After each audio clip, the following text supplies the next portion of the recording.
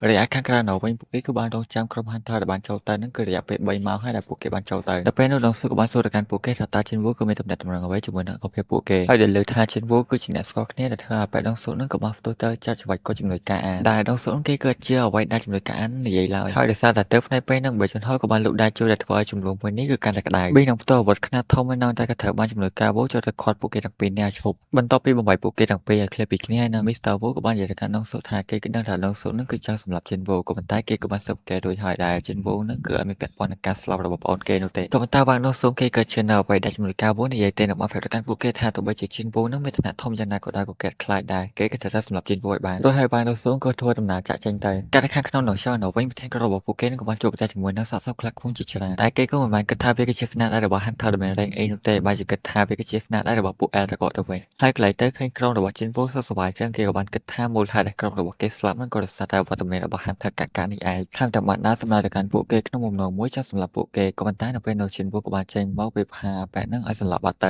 ខាងតែបានដឹងថាប្រធានក្រុមរបស់ពួកគេហ្នឹងក៏បានជាកដោដ៏ធំមួយឲ្យមកកាន់ខ្លួនហើយវាគឺជាកុសសម្ព័ន្ធ L ទាំងមូលកុសសម្ព័ន្ធ Eldragoss ទាំងមូលហ្នឹងគឺដឹកនាំដោយបារម្ភម្នាក់ដើម្បីជួយថាបារ៉ូកាក៏បាននិយាយស្វាគមន៍ទៅកាន់ពួកគេដែលបានចូលមកក្នុងទឹកដីមួយនេះហើយបារ៉ូកាក៏បានសួរទៅកាន់ Jinwoo ថាបានជា Jinwoo ទៅរស់នៅជាមួយមនុស្សលោកអញ្ចឹងដោយសារតែ Jinwoo ហើយនឹងគេគឺដូចគ្នានោះទេចំពោះ Jinwoo វិញគាត់ក៏យល់នៅអ្វីដែលបារ៉ូកានឹងនិយាយឡើយដូចហើយបារ៉ូកាក៏បាននិយាយទៅកាន់ Jinwoo ថាកូនចៅរបស់គាត់ម្នាក់ហ្នឹងគឺចង់វាយជាមួយ Jinwoo មួយស្មើតែ Jinwoo យល់ព្រមអត់មិនទាន់ទាំងបានមួយតាក់ស្រួលបួលផងនឹងក្បាលរបស់គេក៏ត្រូវបាន Jinwoo កាត់ដាច់ពីស្មាភ្លាមថែមទាំងបានស្ទុះទៅវាប្រហារបារ៉ូកាក៏តែបារ៉ូកាក៏បានកិច្ចផុតឲ្យធ្វើឲ្យ Jinwoo ក៏បានដកឃ្លាយកឲ្យឡើងបន្តិចបារ៉ូកាក៏បានប្រោសឲ្យ Jinwoo ហ្នឹងគឺសម្រាប់លោកចៅទៅឲ្យចូលក្រុមជាមួយពួកគេក៏ដោយសារថា Jinwoo ក៏មានប្រភេទតែមួយដូចជាពួកគេដែរទេនឹងបានបន្តប្រាប់ទៅកាន់ Jinwoo ទៀតថានៅពេលដែលគេចូលមកដល់ពិភពនេះដំបូងគេគឺតែងតែលើកសម្លេងមួយឲ្យទៅសម្រាប់មនុស្សក៏ប៉ុន្តែនៅពេលដែលគេបានជួបជាមួយនឹង Jinwoo សម្លេងទាំងអស់នោះគឺលែងរំខានគេទៀតហើយនៅពេលដែល Jinwoo សួរថាចាអាគាត់អញអាណាគេបារ៉ូកាគេក៏បានឆ្លើយដែរក៏ប៉ុន្តែនៅពេលនោះ System ក៏បានប្លុកគេមិនឲ្យគេនិយាយចេញនោះទេដែលដូចជាមាននរណាម្នាក់ក៏បានហាមឃាត់គេមិនឲ្យនិយាយការពិតអញ្ចឹងហើយដែលដឹងថា Jinwoo គឺបដិសេធម្ដងហើយម្ដងទៀតដូច្នេះហើយបារ៉ូកាក៏បានសម្រេចចិត្តសម្រាប់ Jinwoo ចោលតែម្ដងពេលលើចឹង Jinwoo ក៏បាននិយាយថាបើសិនជាប្រហែលមានសមត្ថភាពអញ្ចឹងមកសាកមកអញ្ចឹងដោយហើយក៏ចាប់ផ្ដើមក៏ហៅនៅស្រមោលរបស់គាត់ជាច្រើនចេញឆាកវិទ្យារបស់ពួកគេក៏ចាប់ផ្ដើមកាត់ឡើងរីឯក្រុមរបស់ Jinwoo នៅវិញពួកគេក៏ព្យាយាមរត់គេចពីការវាយប្រហារទាំងអស់នេះនៅពេលនោ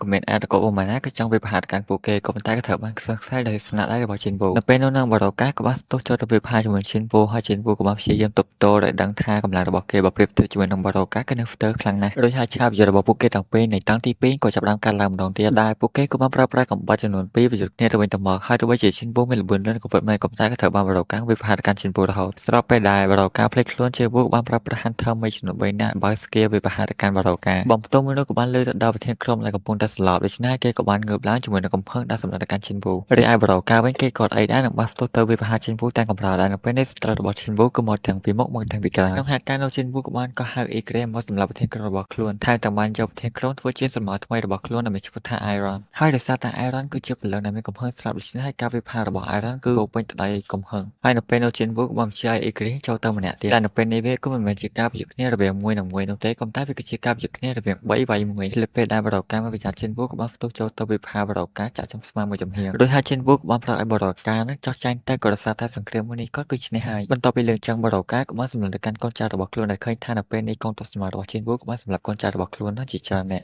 រីឯបារ៉ូកាវិញគេគឺមិនសូវចេះនោះទេនឹងបានផ្ទុះចូលទៅវាយប្រហារ Jinwoo ម្ដងទៀតនៅពេលនោះ Jinwoo ក៏បានគប់កូនក្បាច់សម្រាប់ទៅកាន់បារ៉ូកាហើយថែមទាំងបានបញ្ជាកូនក្បាច់នោះហោះមកវាយចាក់ទៅកាន់បារ៉ូកាពេញមួយទំហឹងពេលបារ៉ូកាមិនប្រយ័ត្ន Jinwoo ក៏បានបញ្ជាឲ្យ Iron ចូលទៅចាប់បារ៉ូកាថែមទាំងបានបញ្ជាឲ្យកងទ័ពមីប្រើប្រាស់ដុំភ្លើងវាយប្រហារទៅកាន់បារ៉ូកាទាំងមួយទំហឹងត្រូវប៉ុណ្ណឹងហើយបារ៉ូកាគេនឹងតែសល់ចេញទៀតថាដល់បាន Flare ឡេឡូភ្លេចខ្លួន Jinwoo ក៏បានប្រើប្រាស់ skill បំបាំងកាយចូលទៅវាយប្រហារគេម្ដងទៀតតែនៅពេលនេះបារ៉ូកាគេធ្វើ flap មែនតើហើយក៏ដោយសារតែពេលដែលគេក្លែងទៅខាងក្រោមក៏ត្រូវបាន Iron សម្ពងគេមួយញញួរបន្ទាប់ពីសម្រាប់បារ៉ូកាហើយនឹង portal ក៏បានបើកឡើងដែលបញ្ជាក់បានថាពួកគេក៏អាចចាក់ចេញទៅវិញបានហើយនៅខាងក្រៅដងရှောင်းនៅវិញពួកគេក៏បានឃើញនៅមនុស្សដើរចេញមកម្ដងម្នាក់ហើយបន្ទាប់ពីបានឃើញថាអ្នកដែលដើរចេញមកមាន14នាក់អញ្ចឹងក៏ធ្វើឲ្យពួកគេមានការភ្ញាក់ផ្អើលជាខ្លាំងនៅពេលនោះ Jinwoo ក៏បានដើរកាត់បីយន្តហោះហើយបីយន្តហោះក៏បានសួរទៅកាន់ Jinwoo ពីមនុស្សផ្សេងទៀតរីឯ Jinwoo ក៏បានប្រាប់ថាគាត់គឺហត់ហើយគាត់គឺចង់សម្រាកក៏តែបីយន្តហោះក៏ចង់ឲ្យ Jinwoo ទៅរងានោះទេថែមទាំងប្រើប្រាស់កម្លាំងមកខំឲ្យ Jinwoo និយាយរីឯ Jinwoo ក៏បានតតទៅវិញថាយន្តហោះគួរតែអរគុណគាត់ទៅក៏ដោយសារតែគាត់ក៏បានជួយសង្គ្រោះ Hunter ពីរនាក់ក្នុងចំណោមពួកគេនោះឲ្យមានជីវិតមកវិញហើយដែលលើចេញយន្តហោះក៏ភ្ញាក់ខ្លួនថានឹងបានសុំ20ទោសទៅកាន់ Jinwoo បន្ទាប់ពីជន់សងអ៊ីមដល់ផ្ទះវិញហើយនឹងនេះក៏បានអរគុណទៅកាន់ Jinwoo សម្រាប់ការជួយនៅថ្ងៃនេះ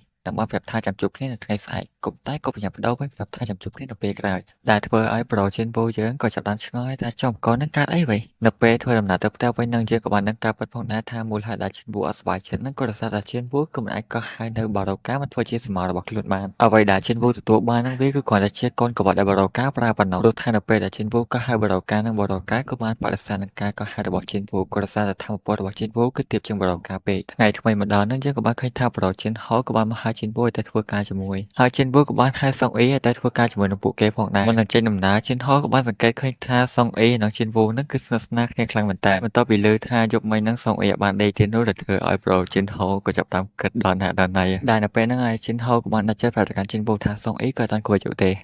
ហាប្រូកាត់អីមែនអូអត់មានអីទេតើទៅហ្មងចឹង